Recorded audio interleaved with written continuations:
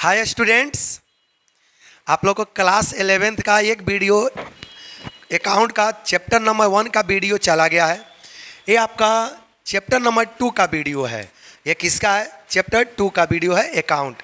सारे स्टूडेंट देखने के बाद कॉपी में आपने नोट कर लो, क्योंकि यही आप लोग का सबसे बड़ा हेल्प करने वाला है। किस लिए? CS में बहुत बड़ा आपका रोल प्ले करेगा। अकाउंट का एक चैप्टर हमने आपको पहले बता दिया है वीडियो में, ये आपका सेकंड वीडियो है। अब बहुत इंपॉर्टेंट वीडियो है। देखिए, नाम से ही आपको पता चल गया होगा, बेसिक अकाउंटिंग टर्म्स। अकाउंटिंग का बेसिक टर्म है। चलते हैं, आते हैं सीधे टॉपिक पर। फर्स्ट आपका क्वेश्चन है कमोडिटी टू बी बाउट। देखिएगा, पहला क्वेश्चन आपका क्या है? गुड्स मीन्स, गुड्स किसे कहेंगे? तो हम बताए थे ना कि जो वस्तु को खरीद बिक्री होता है, जिस वस्तु का सेल परचेज होता है, उसको गुड्स कहा जाता है। देखिएगा, goods means commodity to be bought and sold, commodity to be use as asset. Commodity का मतलब होता है गुड्स। याद रखिएगा, कमोडिटी मतलब क्या होता है? गुड्स। कमोडिटी मतलब क्या होता है? गुड्स। देखिए, commodity to be bought but not to be sold, none of these. आपका सही आंसर क्या होगा? ये होगा। समझ में आ गया ना? नेक्स्ट क्वेश्चन चलते हैं। विच of the following is not current asset? बताइए। पहले तो आप ये समझ लो, करेंट एसेट किसे कहेंगे? वैसा एसेट जो एक साल के अंदर रुपए में कन्वर्ट हो जाए। वैसा एसेट जिसका लाइफ कितना साल होता है? वैसा एसेट जिसका लाइफ कितने सालों तक रहता है? मेनली 1 ईयर तक। वैसा एसेट जिसका लाइफ कितने सालों तक रहता है? 1 साल। 1 साल के अंदर वो रुपए में क्या होता है? कन्वर्ट हो जाता है। तो देखिए, आपको क्या बोला है? विच of the following is not current asset? कौन सा करेंट एसेट नहीं है? प्रीपेड एक्सपेंस करेंट एसेट है, डेटा भी करेंट एसेट है, फर्नीचर बिल्स रिसीवेबल। आपका फर्नीचर जो है ना, करेंट एसेट नहीं है, ये फिक्स एसेट है। फर्नीचर कौन सा एसेट है? Fix asset. क्यों? क्योंकि इसका लाइफ 1 साल से ज़्यादा है। इसका लाइफ क्या है? 1 साल से ज़्यादा है। अगला क्वेश्चन चलते हैं 3 पर। Which of the following is not tangible asset? बताइए, which of the following is not tangible asset? कौन सा टेंजिबल एसेट नहीं है? देखिए, पहले तो ये आप समझिएगा, टेंजिबल एसेट किसको बोलते हैं? टेंजिबल एसेट किसको बोलते हैं? वैसा एसेट जिसको टच कर सकते हैं, वैसा एसेट जिसको हम स्पर्श कर सकते हैं, वैसा एसेट जिसको देख सकते हैं, वैसा एसेट जिसका फिजिकली एग्जिस्टेंस है। जैसे टेबल, कुर्सी, ज़मीन, बिल्डिंग, ये सब टेंजिबल है। टेंजिबल किसको बोलते हैं? वैसा एसेट जिसको क्या कर सकते हैं? देख सकते हैं। वैसा एसेट जिसको हम क्या कर सकते हैं? टच कर सकते हैं। इसको बोलते हैं टेंजिबल एसेट। तो देखिए, क्वेश्चन क्या बोला है? विच of the following is not tangible asset? कौन सा टेंजिबल एसेट नहीं है? मोटरकार, ये तो है ही। मोटरकार को देख सकते हैं, स्पर्श भी, छूस भी, इसको टच भी कर सकते हैं। गुडविल, गुडविल क्या होता है? इसका वैल्यू होता है। अगला पॉइंट, स्टॉक, स्टॉक को भी हम लोग देख सकते हैं, बिल्डिंग को भी देख सकते हैं। हम लोग किसको नहीं देख सकते हैं? गुडविल को। गुडविल किसको बोलते हैं? इमेज को। गुडविल किसको बोला जाता है? इमेज को। या इमेज को ही क्या बोलते हैं? नाम। नाम को कोई देख सकता है? आपका कोचिंग का नाम बहुत है, क्या क्या हवा में कोई देख सकता है नाम वहाँ है? पॉसिबल नहीं है। तब बोला है कि कौन सा टेंजिबल एसेट नहीं है? आपका टेंजिबल एसेट कौन नहीं है? गुडविल। तो इसका सही आंसर क्या होगा? गुडविल। अगला क्वेश्चन चलते हैं। ट्रेड डिस्काउंट इज, बताइए, ट्रेड डिस्काउंट किसे कहते हैं? Allow at time of receive. देखिए, पहले ये समझिए, ट्रेड डिस्काउंट कब दिया जाता है? सामान को बेचते समय। ट्रेड डिस्काउंट कब दिया जाता है? कोई भी गुड्स को बेचते समय क्या दिया जाता है? Trade discount. देखिएगा, allow at time of receiving payment, allow at time of sale of goods, A and B both, allow in all the case। बताइए, इसका सही आंसर क्या होगा? बी होगा। ट्रेड डिस्काउंट हमेशा कब दिया जाता है? सामान को बेचते और खरीदते समय, सामान को बेचते समय। समझ आ गया ना? नेक्स्ट क्वेश्चन चलते हैं। अगला क्वेश्चन देखिएगा 5 नंबर। कैश डिस्काउंट इज, अब बताइए, कैश डिस्काउंट कब दिया जाता है? सामान को, रुपए को रिसीव करते समय। कैश डिस्काउंट कब दिया जाता है? मान लें कि हम आपको सामान बेचे 10,000 में। हम आपको सामान कितने पर बेचे हैं? 10,000 में। आप यदि 2 दिन पहले ही पैसा दे दिए, मान लें कि डेट था 20 से, आपका मान लें कि डेट था 20 सितंबर को। डेट कितने से? 20 सितंबर को। लेकिन आपने पेमेंट कब कर दिया? 15 सितंबर को। पेमेंट करने का डेट था 20 तारीख को, लेकिन आपने पेमेंट कब किया? 15 को। आपने 5 दिन पहले पेमेंट कर दिया, तो उस केस में क्या दिया जाता है? Cash discount. तो कैश डिस्काउंट हमेशा कब दिया जाता है? रुपए को रिसीव करते समय या नहीं तो पेमेंट करते समय। देखिए, cash discount is allow at the time of sale of goods, नहीं।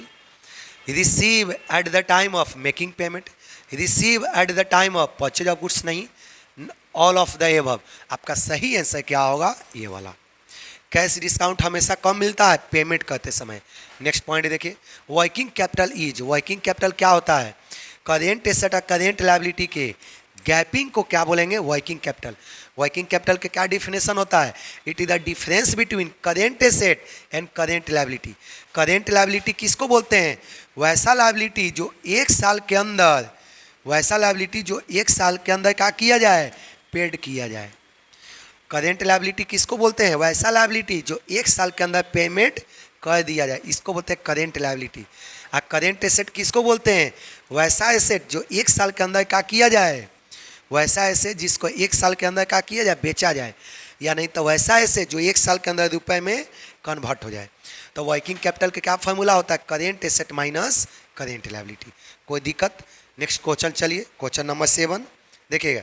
करेंट एसेट इज, बताइए इसमें से कौन सा करेंट एसेट है? लैंड। करेंट एसेट तो समझ में आ गया ना, जिसका लाइफ कितने सालों तक है? 1 साल तक। करेंट एसेट किसे कहेंगे? वैसा एसेट जिसका लाइफ कितने सालों तक है? 1 ईयर। वैसा एसेट जिसका लाइफ कितने सालों तक है? 1 सालों तक, उसको बोलेंगे करेंट एसेट। तो देखो क्या बोला है, करेंट एसेट इज लैंड, नहीं ये नहीं है। बिल्डिंग, ये भी नहीं है। मशीन, ये भी नहीं है। स्टॉक है, क्योंकि स्टॉक का लाइफ 1 साल से कम होता है। अगला पॉइंट चलिए, अगला पॉइंट देखिए, current liability is, current liability क्या है? करेंट लायबिलिटी तो समझ में आ ही गया होगा आप लोग को। वैसा लायबिलिटी जो 1 साल के अंदर रुपए में पेमेंट कर दिया जाए। करेंट लायबिलिटी अभी बताया ना कि वैसा लायबिलिटी जिसको 1 साल के अंदर क्या किया जाए? पेड किया जाए। करेंट लायबिलिटी किसको बोलते हैं? वैसा लायबिलिटी जो 1 साल के अंदर पेमेंट किया जाए, इसको बोलते हैं करेंट लायबिलिटी। देखिएगा, current liability is creditor, debenture, नहीं, ये सब 12th में पढ़ी होगा। लॉन्ग टर्म लोन, नहीं, none of these. Current liability किसको बोलते हैं? क्रेडिटर को। अगला क्वेश्चन चलिए, Arun is a book keeper. Arun क्या है? Book keeper. Which item will be goods for his business. देखिए क्या बोला, Arun is a book keeper. Arun क्या है? देखिए, Arun is a book seller, sorry यहाँ पर सेलर लिखा हुआ है, देखिएगा। Arun is a book seller. Arun क्या है? एक बुक सेलर है। विच item will be goods for his business. बताइए, अरुण एक किताब का दुकान किया है, इतना समझो, बहुत सिंपल भाषा में। अरुण क्या का दुकान किया है? किताब का दुकान किया है। तो बोला है कि इसमें से कौन सा उसके लिए गुड्स है?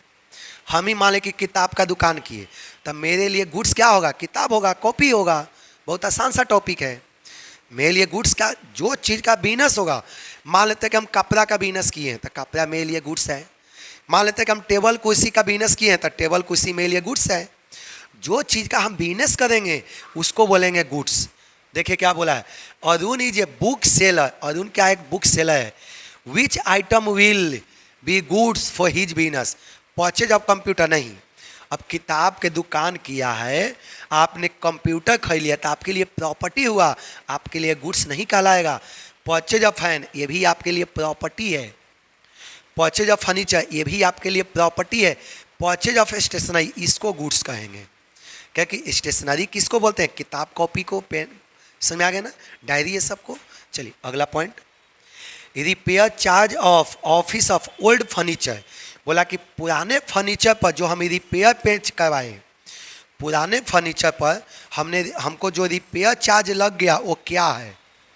Revenue expense, capital expense, defer expenditure, none of the. ये बताइए, repair charge of furniture, old furniture. देखिए, repair charge of office, old furniture, office में पुराना फर्नीचर है, उसको रिपेयर कराने पर 10,000 रुपया लग गया, तो ये क्या है?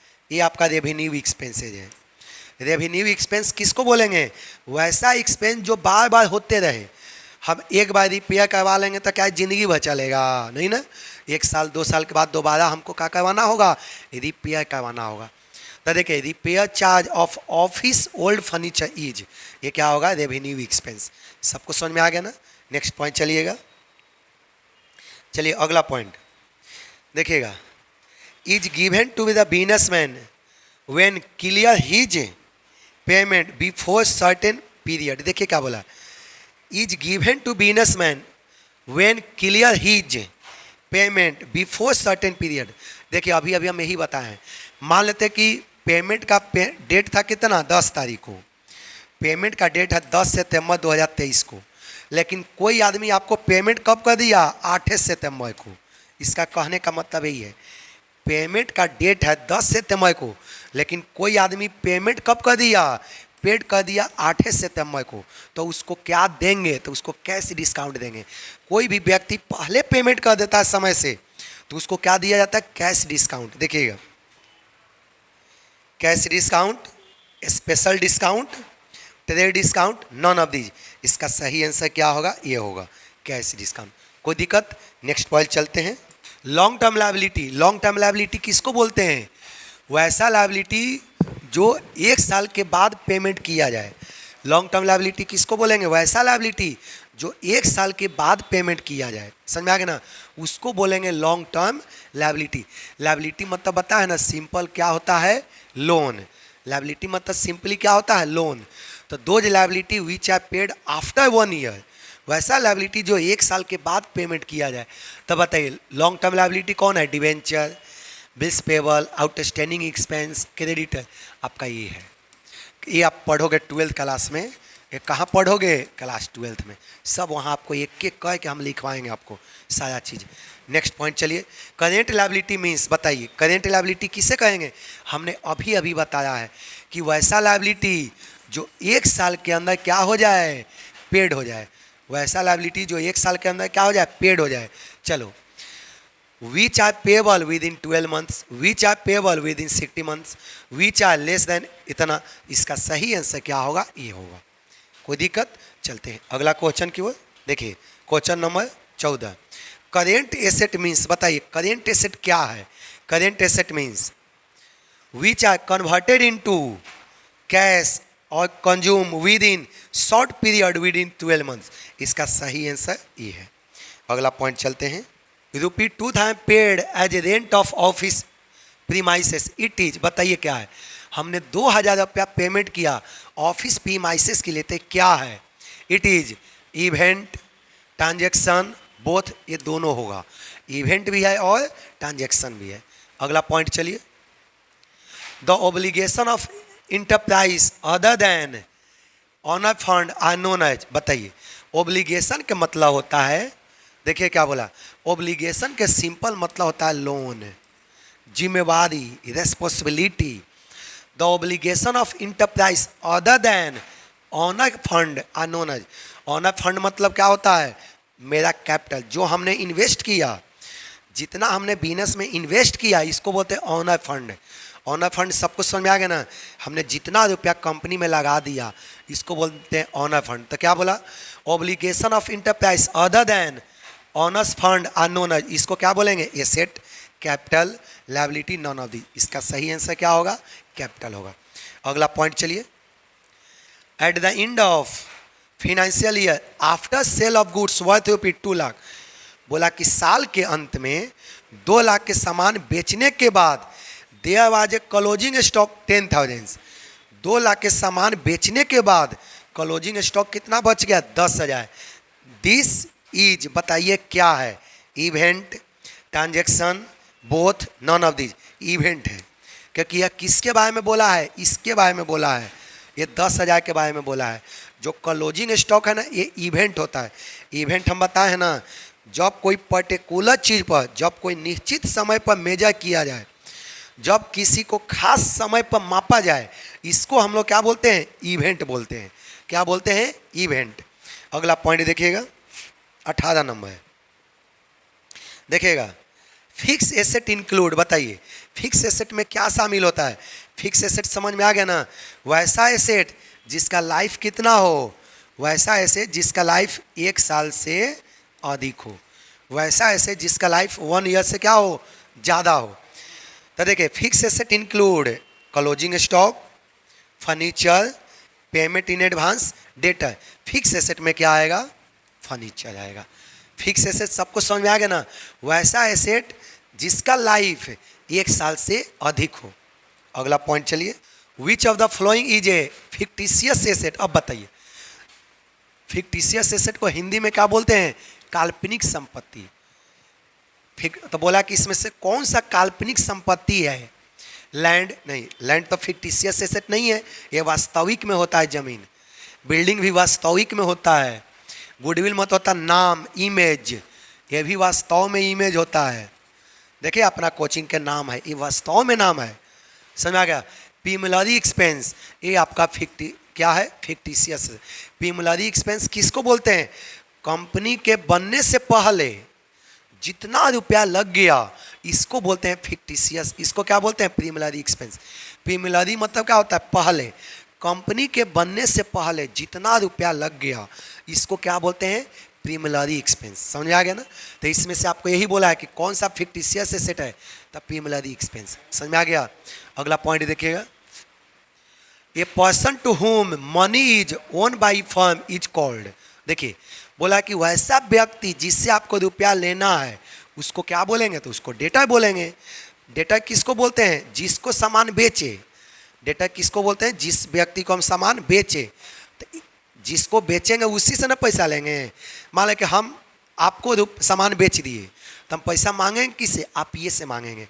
तो इसको क्या बोलते हैं? डेटर। देखिए, the person to whom money is owed by a firm is called.